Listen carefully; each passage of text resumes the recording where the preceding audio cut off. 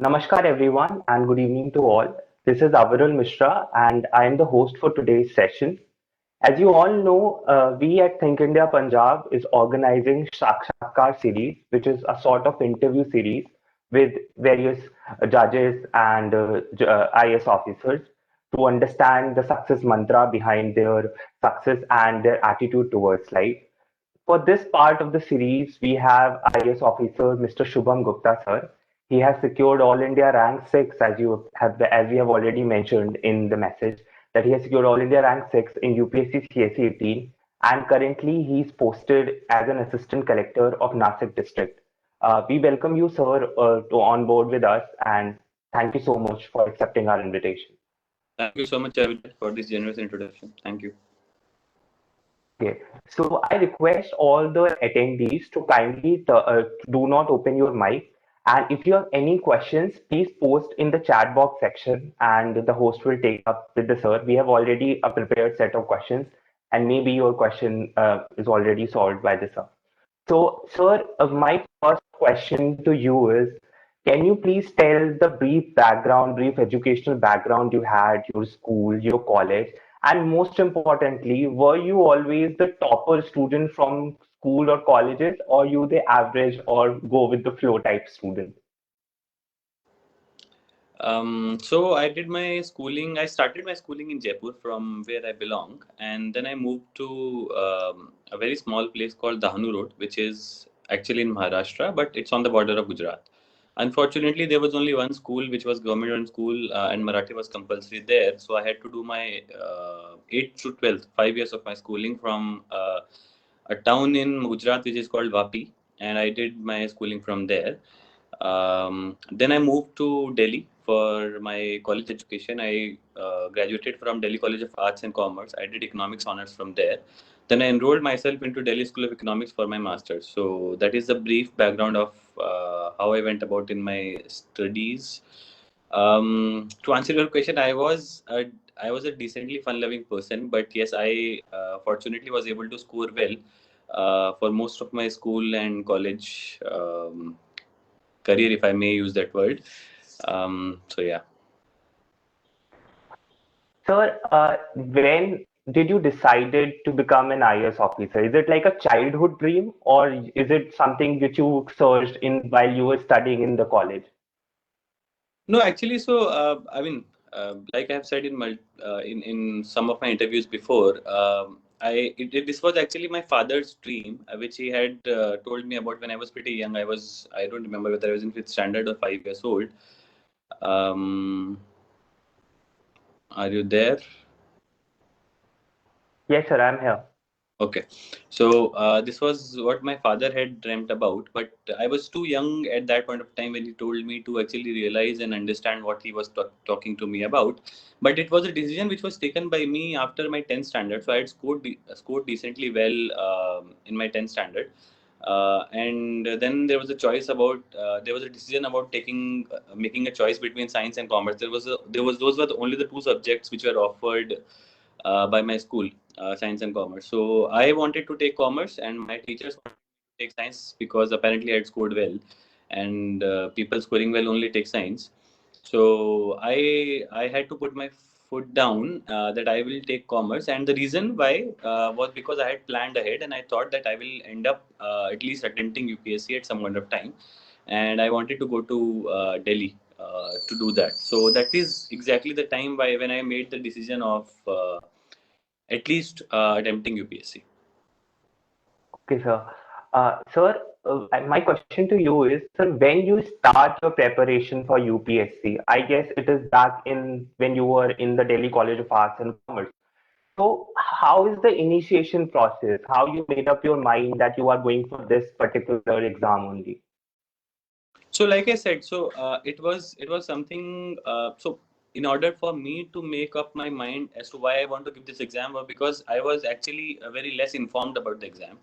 I'm talking about me personally. So I only knew that there are only 2-3 services which are there in this exam, but actually there are 26 services for which you qualify when you clear this exam. You can qualify.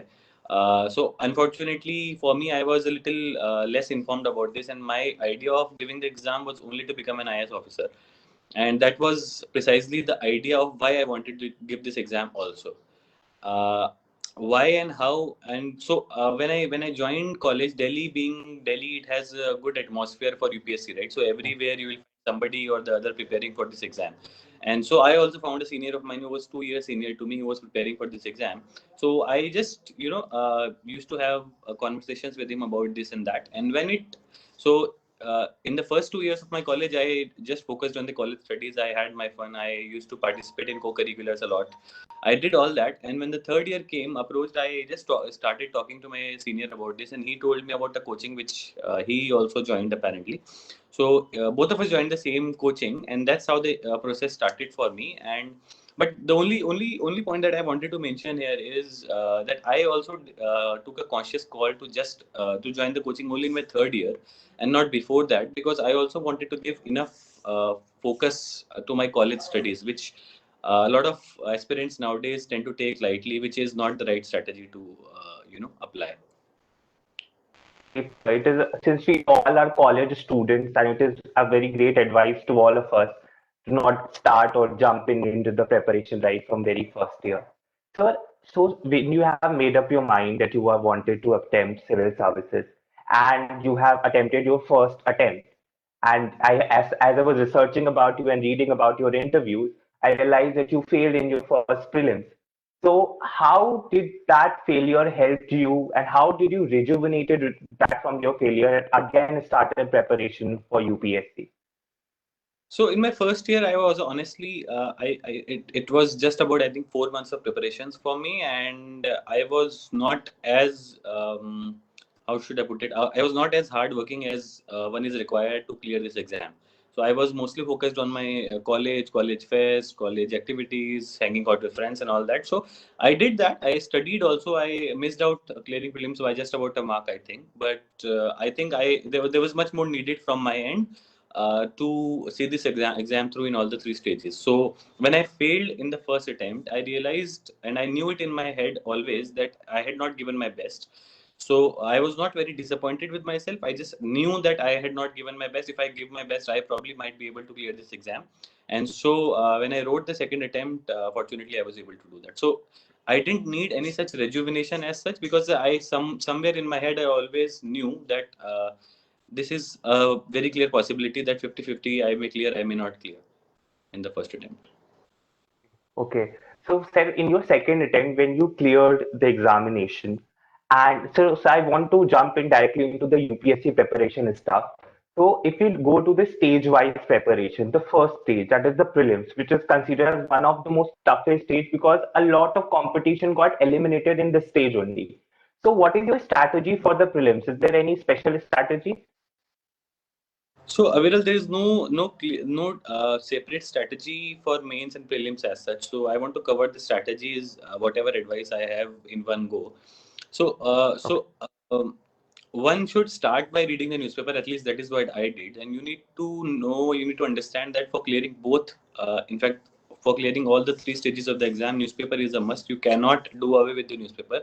Anything else may or may not be compulsory, but newspaper is, and self-reading is. So you should never focus on those compilations of 1 month, 1 year, and all those compilations. They may be Mhm. supplementary, be useful. I'm not denying that, because a lot of information is missed out even in the newspaper. So you can read those, but you have to read the newspaper and make your own notes and make your own interpretations of most of the topics and information which is there, which is highlighted there probably, and you need to research more on that. So that is the first set of advice that I have. After that, another advice I have is do not refer to more than one reference book for any subject. The maximum you should do is just refer to any one reference book, only if that is needed. So your primary source of information has to be NCRTs, or if you have joined a coaching, the coaching material, and that is it. You should only refer to other books if you really think that a particular concept or a topic is not clearly understood by you from all those materials. So then you can go right ahead, read that topic, and then try to gain information on that, and that is it. So do not clutter yourself with too much information, because that really leads to lack of to you a person losing confidence in him or her, because there's just too much information to grab hold on to. And the last advice that I have is about test series. So I personally am a believer that you may or may not join coaching, that is fine, but joining a test series is generally a good idea, because not because the questions are repeated, or not because you get prepared prepared answers by the coachings and all that, but just because you need to get into a good practice of how you want to attempt the paper.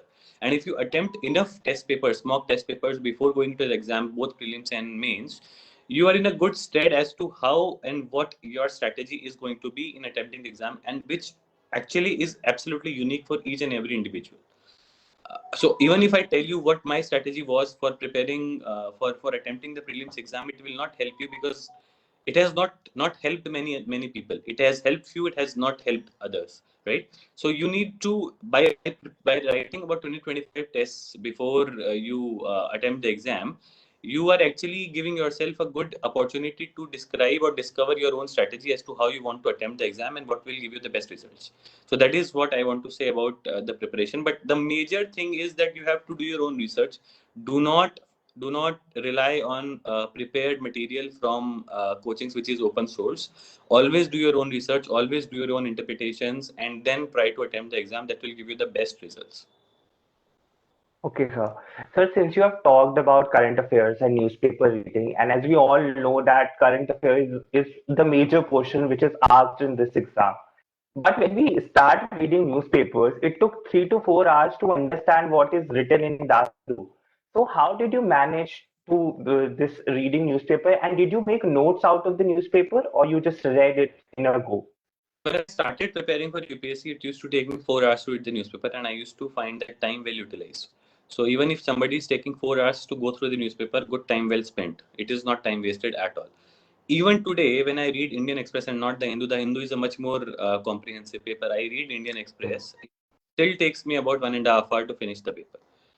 So when I'm not giving an exam, I'm not making any notes. Then also it takes me 1.5 hours to read the newspaper. So I think for any aspirant, it should take at least 2.5 hours to finish the newspaper and make notes out of it, not less than that. If you are finishing the paper and making notes in lesser time than that, either you are an absolute genius or you are not reading the newspaper very well. The second one is a major probability. So you need to spend your time well in reading the newspaper. And yes, I used to make notes. So my strategy for making notes is twofold. I think I should cover that also. So one is when you read a particular topic. So you go through the newspaper. You can skip the sports section if you don't like it. That's generally all right. You can skip the politics. You can skip the murders and other crimes which are happening around you, because that is not important for the exam. You just hang on to, the newspaper will give you glimpses of what is happening around. So for example, a particular bill is introduced by the government, the newspaper will just introduce it, give 3-4 lines about it, and that is that. But your preparation does not end on that. You need to go on Google, you need to go on other websites, you can access PIB, you need to get more details about that particular act or bill, and then jot it down as per your, as your notes in your notebook. And I think the notes have to be made into two aspects. One is factual, which is prelims oriented, right? So you need to get all the details about the particular scheme or topic or content or whatever it is. And then one is you go through, read 2-3 articles on that and develop a certain perspective about it and try to jot it down for mains, from mains point of view. And I call it the 5 point formula. So you jot it down in maximum 5 points, single points, 1, 2, 3, 4, 5. If in exam you are able to remember just 4 of them, you will be able to write about 2 pages, and that is what the exam requires. If you write more, you are more likely to forget about it. You may not be able to expand on it. If you write less, you will not be able to write the sufficient number of words required for the exam, for a particular answer, right?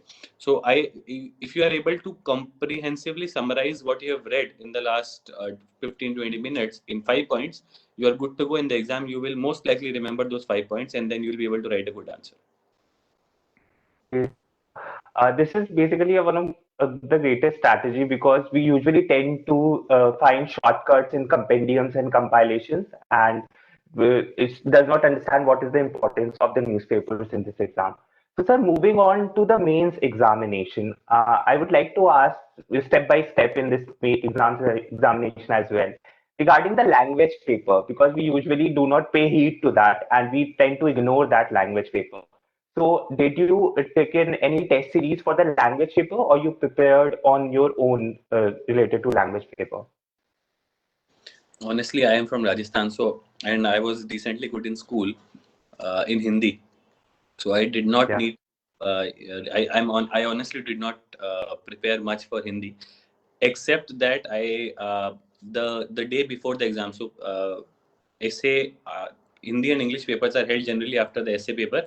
So I just read a few paryavachis and muhavre so that I'm able to at least reproduce something, because it's pretty much a free mark. 2 marks for one muhavra, 2 marks for one paryavachi. So it is. I just read Vilom Shabd, Paryavachi Shabd, and muhavres and lokoktis, and that is for Hindi speaking people.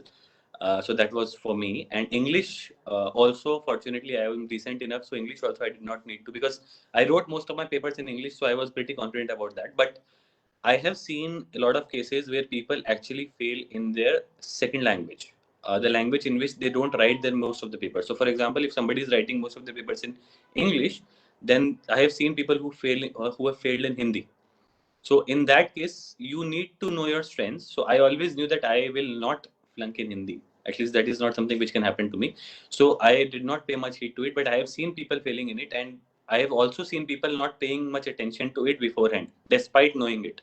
So you need to be very, very, very careful. If you are not very fluent in the second language, then you need to prepare at least one or two. You need to give at least one or two mock tests before going to the exam, so that you are confident enough. The exam is absolutely easy for the second language, but still you need some fluency in it to be able to get through the qualification stage. I'm not able to hear you, Aviral. You're muted.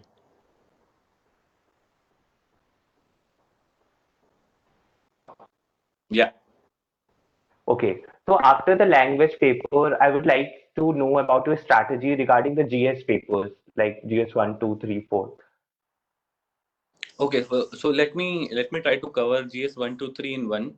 Go and GS 4 Yes. separately, right? Because I think that requires a different strategy altogether. So Okay. for G2 3, like I said, so my strategy was one, NCRTs. I read all the NCRTs. I was horrible. I still am horrible in history and geography. I don't even know how I scored decent marks in GS1 even today. So so my strategy for was twofold. So I knew my strong areas. So for my strong areas, I prepared very, very well. So I did not leave any topic out. I studied in much detail. I knew that these are the areas where I had to score good marks, and so I prepared that accordingly. For the weak areas, which were geography and history for me, which I really struggled to understand, I did the basics. I studied the NCRTs for that. I covered all the topics. I did not leave even a single topic out. I studied all the topics. I tried to remember as much as I could, and I tried to reproduce it on the paper. But my focus was, I knew what my strong areas are, so I tried to score the maximum there, and I tried to score decent marks in the strong in the areas which I was not very good at. So that was my overall strategy for GS 1, 2, 3. But one more thing which I did was that I tried to complement all my answers with some current information if something can be added. So, for example, GS 2 and 3 are two areas where questions are generally related to some current topic. So, if that question is asked, you may as well go ahead give. So, for example, let us talk about homosexuality, 377, right? So, I think one of those questions was asked in my exam, or I prepared for it. I don't remember. So, in that case, you go ahead with the brief history of the section, what the section is about, what all cases have been there, what the government has been saying, what all psychological aspect and all that, and ultimately end up with something. Either this matter is currently sub judice, or the Supreme Court has currently criminalized, or piped down the section, something like that. So whatever is the recent information, if you just complement it, put it there in your answer, the examiner will know that, okay, you are aware, you know about the matter, you have written a good answer, and so you are likely to get a relatively higher marks as compared to other aspirants. So that is one strategy which I want to advise. Second strategy I have for mains, especially for all three papers, again, in fact, all the papers that you can write, is always follow a simple structure of introduction, main body, and conclusion. It may sound really, really boring. It may sound boring even even more boring when you are towards the last 5 questions of your paper, but it is absolutely important because the first impression is through the introduction. The marks are given in the conclusion. Body is has relatively lesser importance. We give much more importance to the body than it demands. Introduction and conclusion has in equal importance in the answer, and I think it really changes.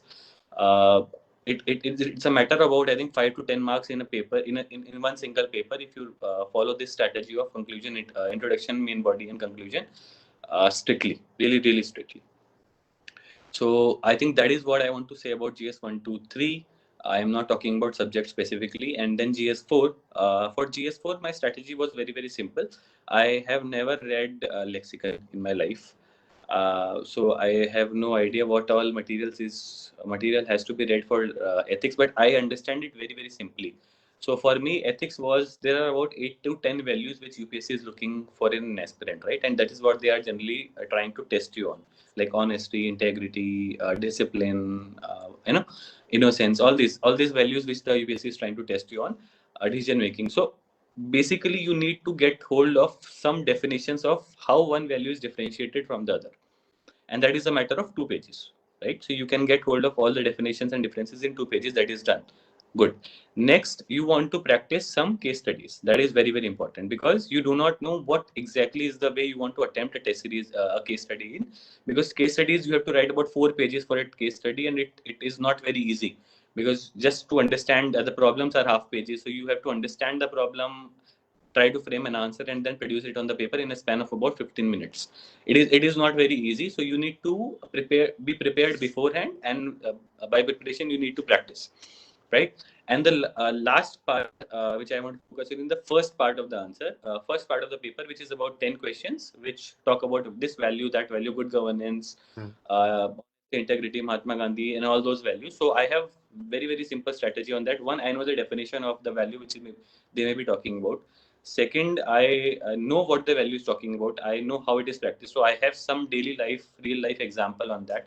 It can be what I have done, what somebody else has done, what Averell has done, what Gandhiji did. So it can be anything, right? And then I generally had a set of quotations, about 20, 25, 30 quotations, which could pretty much cover all the values or ethical, moral values which UPSC may be talking about. So I used to try to incorporate at least one quote in every answer that the UPSC asked me in GS4.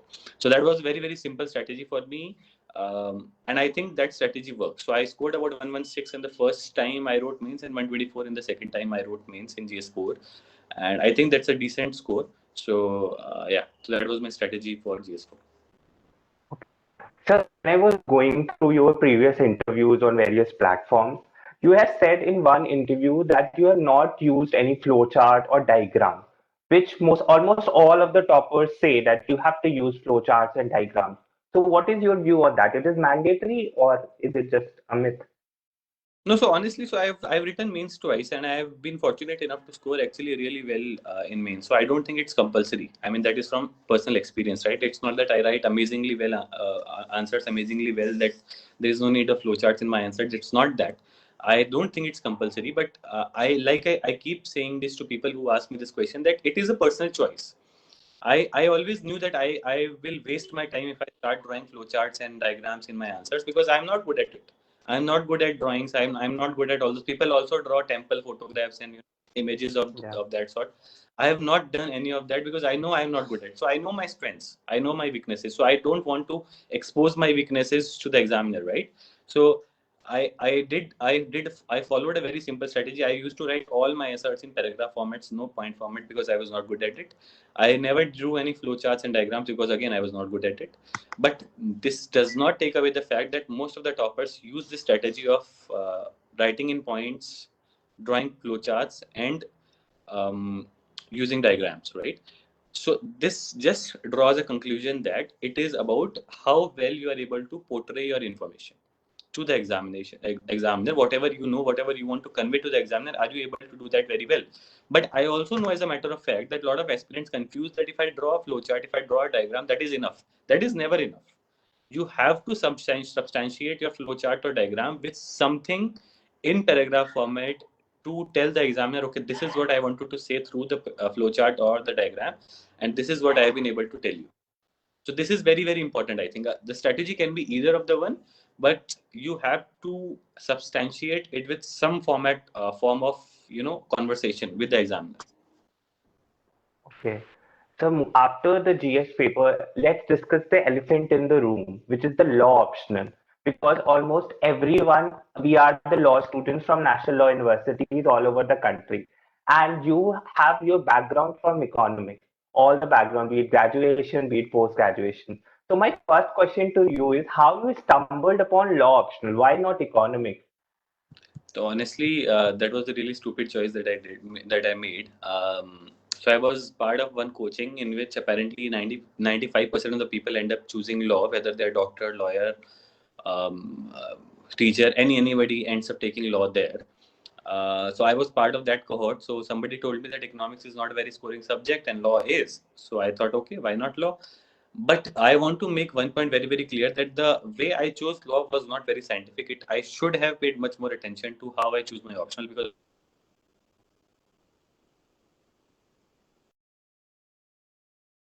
law is because I was really interested in law. Once I started reading the subject, I really started enjoying it. And fortunately, I also scored decent marks in the first mains that I wrote. So interest is an absolutely important part of why and how you should choose your optional.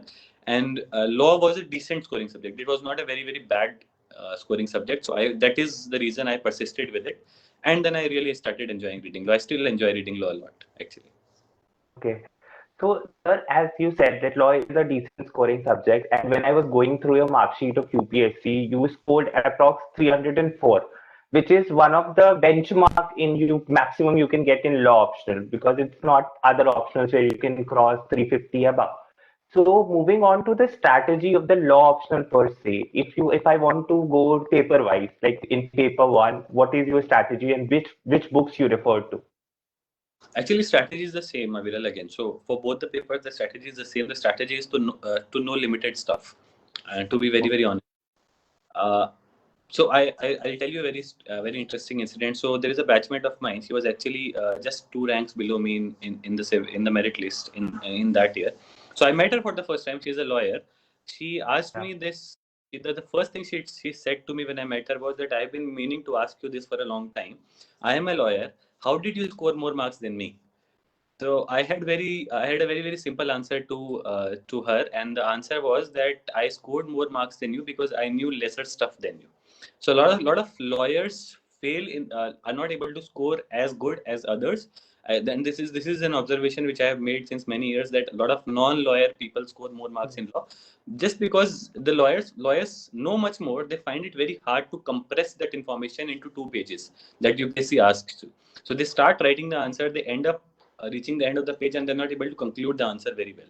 So they don't have a structured way of writing the answer, just because they're used to writing 10 pages, 15 pages, 20 pages in their college days.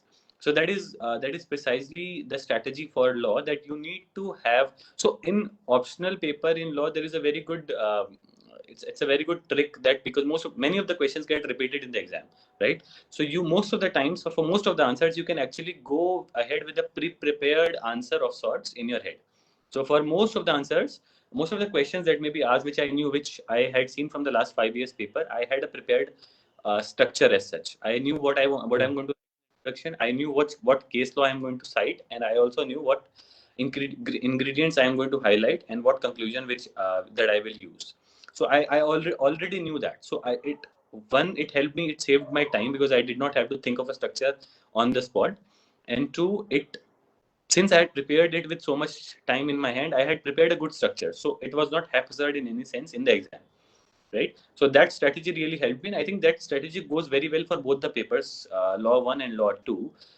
In almost all the papers, in almost all the topics, you can have a pre-prepared answer for law especially, and that will really help you. Like I said, the key is to understand how much information is required in the exam, and do not try to overcrowd the examiner with information that is not required. The key is to use very, very important significant case laws only, and do not try to write 5, 6, 7 case laws. It doesn't help. It doesn't help your case. The maximum you should use is about 2 case laws, and that is it. This is a very important caveat for us, the law students, because we tend to mug up and tend to know more about case laws and try to give more information to the examiner. Sir, Right. we always face one problem with the law optional that when we write, we are not able to differentiate between GS3 and law optional paper. So in GS3, we try to answer like a law optional paper. And as I've also seen, as you said, like regarding the rank 9 interview, I've also seen that interview. And she also said that most of the lawyers face this crisis of not able to differentiate that. So I want to know that what is the difference in the writing technique between the GS2, sorry, regarding the polity section and all these things, and the law optional paper. Again, so I mean, in my opinion, honestly, not much of a difference. Um, so if you try to differentiate too much between polity and law, that again means cluttering your mind with too much information. So for example, let me give you an example. So if so there is one common topic between polity and law, which is constitution, right? So Yeah, in constitution, in paper 2 of GS, you may be asked about the amendment law, how it transformed from what it was in 1951 to the current date, right? So you have to write about 1, 2, 3, 4, 5 case till till the Minerva Mills case, right? So since you're a lawyer, I'm just mentioning the case there. So there are yeah, about five case laws there, which absolutely have to be written in that answer. Otherwise, the answer will be incomplete, right? Now imagine a law exam, paper 1. Again, the same question is asked. What difference can be done? Nothing, right? You have yeah, to write the same answer in both the papers. So I don't think there has to be much. So in paper 2, nobody is going to ask you about theft. Nobody is going to ask you about topics from IPC. People are generally going to ask you about constitutional philosophy, and the philosophy is much yeah, lesser in constitution paper 1 for law. They are mostly talking about federalism. They're mostly talking about Article 21, Article 19, Article 14. They're talking about those aspects which are generally not talked about in GS paper 2. They talk more about philosophy, constitutionalism, federalism. All those topics are asked. So the point I'm trying to drive home here is that you just need to prepare topic wise and forget about whether it's GS2 or paper 1 of law. If you're a law optional student, either way, you just write what is there in your mind about a particular topic in the exam, worrying absolutely not worrying absolutely about which paper you are writing. This is absolutely yeah. crucial, because otherwise there are two set of answers in your mind about each answer, which will bode well for you when you, because it's only a span of 7 days in which you have to write everything, right? It is not a span of 7 months. So in 7 days you have to write and differentiate. Also, it is not easy, and I don't think it makes much of a difference if you start differentiating your answers between the two papers. One thing is important, that even in law paper, you should try to include current information if there is any. Okay. Likewise in GS2. So again, there is no difference in that sense also. I always try to incorporate the current latest case laws in my law answers also. Okay. Sir, related to law optional only, how many test series you have taken for the law optional? So in my first mains that I wrote, I was already part of one coaching. So they had conducted, I think, I think three sets of paper 1, paper 2, paper 1, paper 2, paper 1, paper 2. So that I had given three tests, I would say, in my second attempt. And in the fourth attempt that I gave, I was not part of that coaching anymore. So I just got hold of last 2 years law papers, which I had not written, of course, and I just solved them without any help in 3 hours span. So that's all I did for preparing myself. I did not get it checked from anywhere. I just wrote it down just to get into the habit of how I am going to attempt the exam from my end. Okay. So after clearing mains or when it comes to the interview, so I want to ask like in the interview section, this is a hypothetical question only. Since your background is all about economics, has the panelist asked you that about economics questions or the law optional questions, or whether he has asked you why you have taken law option, why it's not economics option? And actually, never I have been asked about why I have chose law and not economics.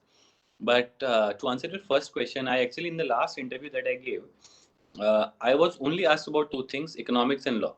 And interestingly, 80% of I was asked about, I think, 45 questions in a span of 25 minutes, out of which I think 35 questions were based on economics, two questions were based on my hobbies, and about seven questions were based on law. So that is how the examiner will treat you. So if you choose your optional very different from your background, then you are very very likely to get questions asked from both the streams, from law also, like from your optional also, and from your background also, which is what happened with me in my interview, the second interview, and which makes it absolutely pertinent for you to be absolutely prepared with your academic background subject also. You cannot take it like you can never take it lightly. Okay. So regarding the interview preparation only, have you taken any mocks in your last attempt or in your second attempt? I did actually. So in my first interview that I gave, I was not very serious. I think I took it too lightly, and that's why I scored very less. Although I shouldn't have scored that much less, I expected a little bit more than that. But leaving that part, I did give, I think, three mocks in before that interview, and I gave two mocks before the last interview that I gave. Okay. So this is one question from you, from my side is, sir, throughout your preparation, either you are in college, either you are in training. So you are simultaneously juggling two, three things. You have not devoted your whole single year explicitly for UPSC preparation. And as we all know, this exam is it takes time and it takes efforts. So how did you manage all these things and how you perform so well under this pressure? So in my in the first mains that I wrote, I was in Delhi School of Economics doing my masters there. Right, it was a pretty tedious course, if I may clear that for the aspirants. But one interesting thing was that they did not have compulsory attendance there. So some of the times I used to skip classes, but not all, because otherwise you could not even pass in that college. But the key is to know your priorities very well. So I generally use the strategy of sleeping early and waking up early around 5:36. Even today I do that. So so I used to wake up in the morning. I used to finish my newspaper before going to college. I used to go to the college, finish it up as early as possible, come back, read something, then go to coaching, read the newspaper again in the metro, reach coaching, study there, come back, start reading some subject of mine. So basically, it's about utilizing your time well, and knowing your priorities. So whenever I knew that it was absolutely crucial for me to focus on my college, I used to take UPSC a little lightly. But most of the times, I used to focus on UPSC. For example, I could not give my third semester papers, which is why I don't have the degree from Delhi School of Economics. Because mains were there on the same date, so I had to make a choice between Delhi School and UPSC, and I chose UPSC in that. So that is where you have to get your priorities right. One more thing that you need to be very clear about, even when you are not juggling two things at the same time, is to be very very. It's absolutely, I think, important for an aspirant to be involved in some extracurricular activity. It can be anything. It can be singing, dancing, playing, running, talking to your friends. It can be absolutely anything. Watching TV. It can be absolutely anything. But it is very very important that you take some time off books and do something that you really enjoy. It may be an hour, it may be 2 hours a day, but it is absolutely important. It will increase your productivity manifold. This is a very great advice because we all are students only, and we must have think about UPSC in some point or the other. So, sir, I want to ask you, sir, right now you are in the field, you are working as an IAS officer, and is there any political pressure in this field or not? So absolutely, it is. I mean, so basically, it's the bureaucrat's job is to link the politician with the masses, right? So I mean, it's and politicians become ministers. So you are between the minister and the masses, right? So it's you are just sandwiched between the two. But the trick and the interesting part of the job is also dealing with the politicians, because you have to get the work done, but sometimes there may be hindrances which which may be put by the elected people, and then you have to find an innovative solution to the problem that is being encountered by you.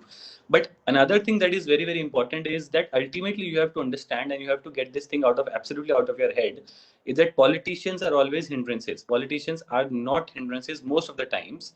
In fact, they have much more domain knowledge than you in a particular subject, or at least in a particular area that they work in, because they have been working there for 20-30 years at a stretch, and you have worked there just for a couple of months now, right? So you need to start respecting that knowledge, that experience, and then drive home the point of why you want to do a particular thing. And you will observe, and most of you will reach the field, that 99% of the cases the politician will end up listening to you, and that 1% of the times the politician doesn't listen to you. There are enough safeguards available in the way the laws are being made, that you can still make your point, still get your work done, but you will have to encounter some issues, but you can still get your work done. Okay. So this is a really different picture which we see often in the media, that politicians are usually the hindrance in the working lifestyle of an IAS officer. So my question to you, another next question to you is, so you were in one of the top colleges of the Delhi University. You can easily go to any private sector and make a lot of money.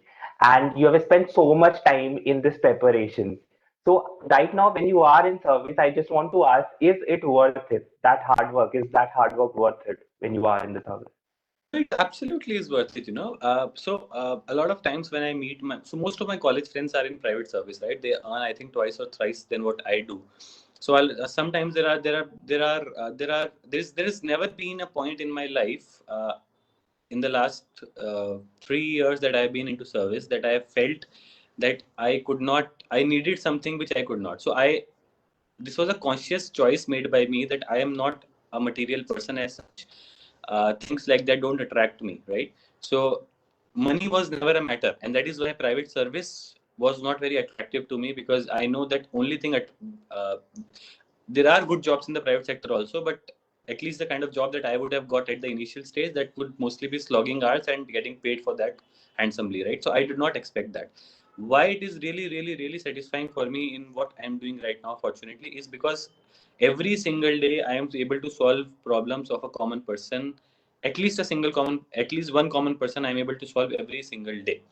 And the exciting part is not the power that I yield or that I enjoy. The exciting part is the number of problems that I am able to solve every single day, and that is exactly why I struggled for those many years to reach where I am.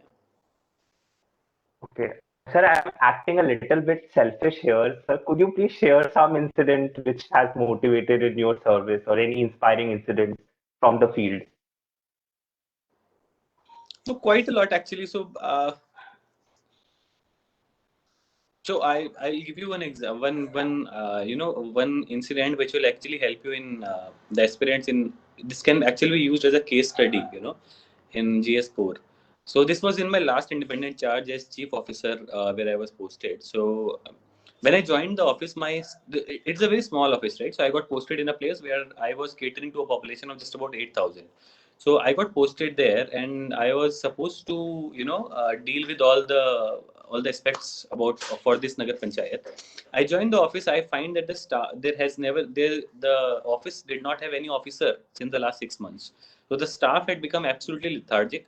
The office was being run by the Nagar Adhyaksh and the OS, so to say, and I get posted there. The staff is not used to, because this is my first independent charge, right? So I am super energetic. I want to get everything done. And fortunately, in Maharashtra, chief officer enjoys reasonable authority and autonomy, so to say. So, right. So I had my projects in my mind in the first 2 days itself. Okay, I want to do this, that, and all that. The staff was really troubled in the first 2-3 weeks. The staff was just hoping कि कब जाएंगे, कब जाएंगे, कब जाएंगे वापस, ताकि हमें शांति मिले, because it's just a span of 6 weeks that I'm posted there, right? So, but I have certain project which I want to finish in 6 weeks, right? I will get it done. I told them I will get it done by hook or by crook, but I will get it done, and you have to do the work.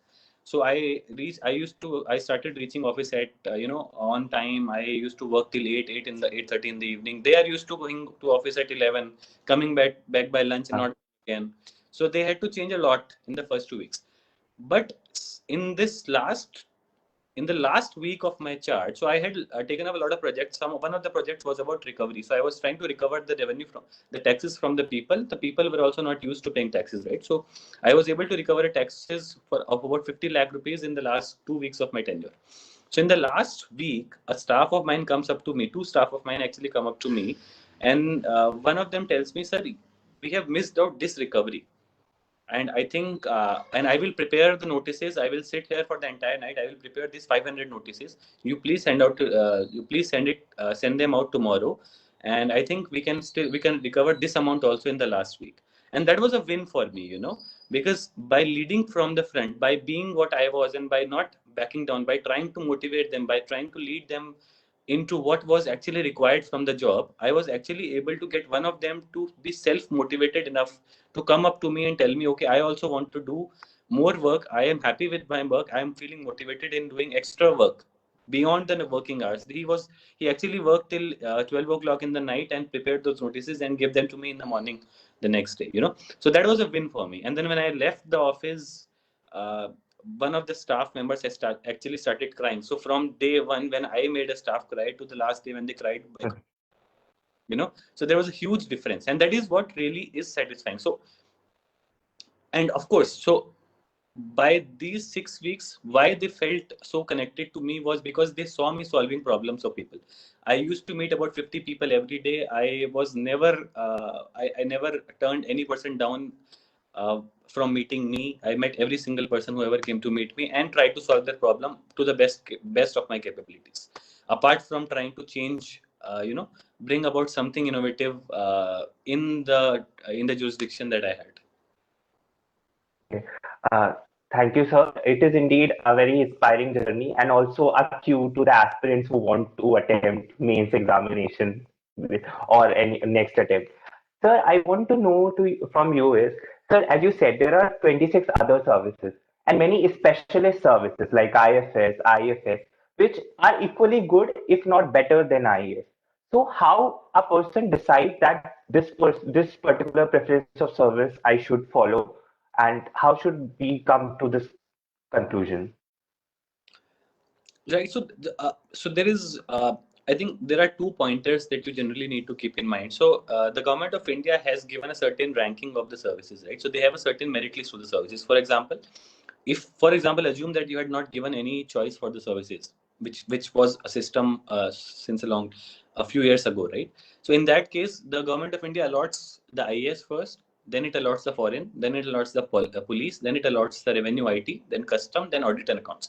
That much I remember, right? So this is a certain merit list that the government of India has it in mind. So it has to have some merit in itself. Why there is a certain ranking of the services that the government has prepared.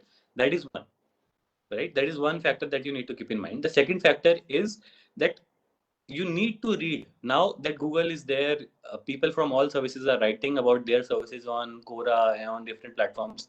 You need Yeah. to read about the services much more. There is generally a page of the training academy, or the service itself. You need to go spend some time about and research about those services and then rank them.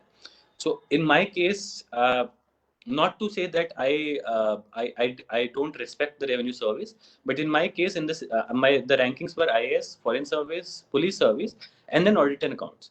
This was just simply because I really like the work culture of audit and accounts much more than much more as compared to the revenue service. This is just my personal preference, right? So this helped me because I had researched about it. I really like the working culture, what work I had to do.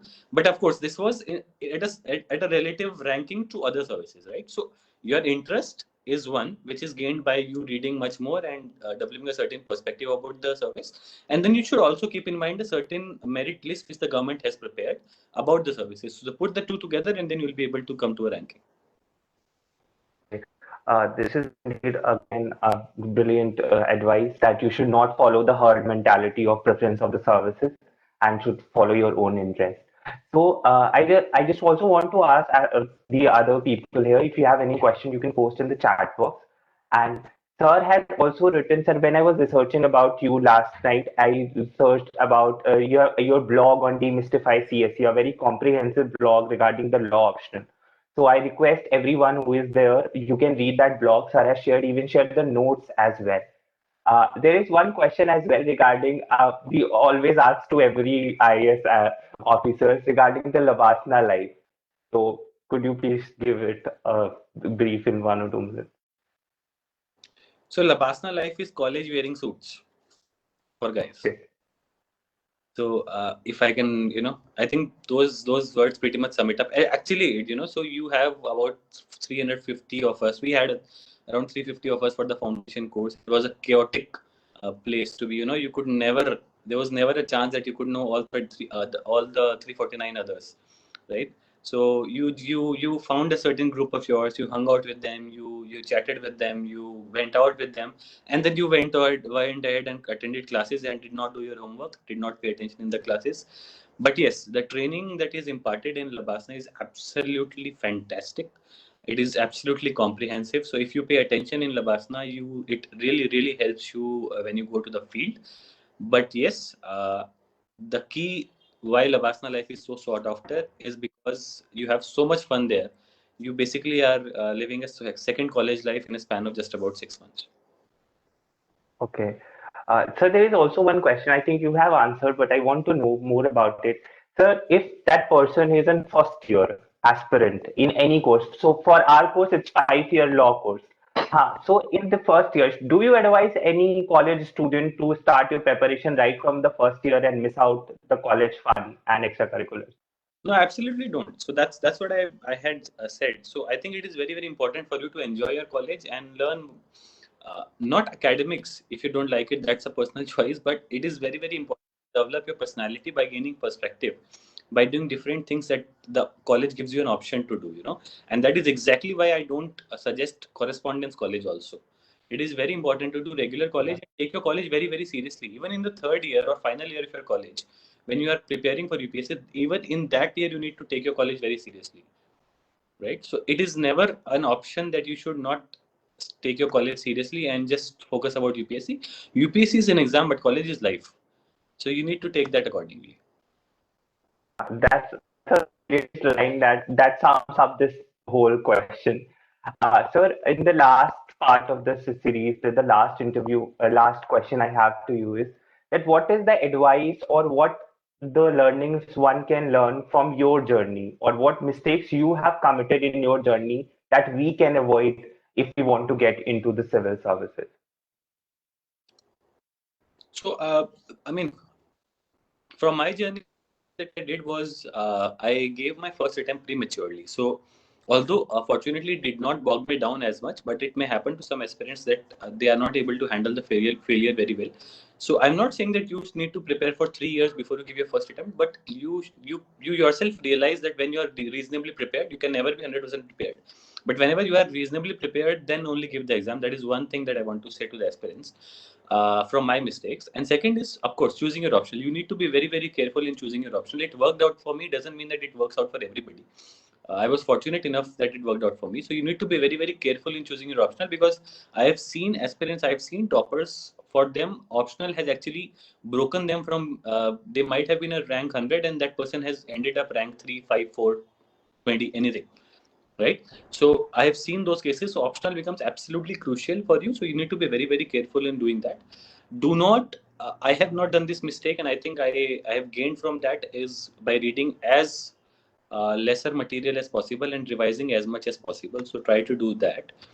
And like I have been saying in the last 1 hour, that treat this exam as an exam and not and don't make it your whole life, because it is not. It can never define you, and that is precisely how you are going to crack this exam also. Okay. Since we have a 1 hour session with sir and it is coming on the end, I really want to thank you, sir, for accepting our invitation. And because we desperately wanted a non-law background to come in this for this session, and how you cracked law optional paper, we really learned a lot. Being a lawyer, we learned a lot from a law background person. I really want to thank you, sir, and we are really blessed that we have you in this session. Thank you so much, Avril. I enjoyed my time. Thank you so much. Bye. Thank you, sir. Thank you so much.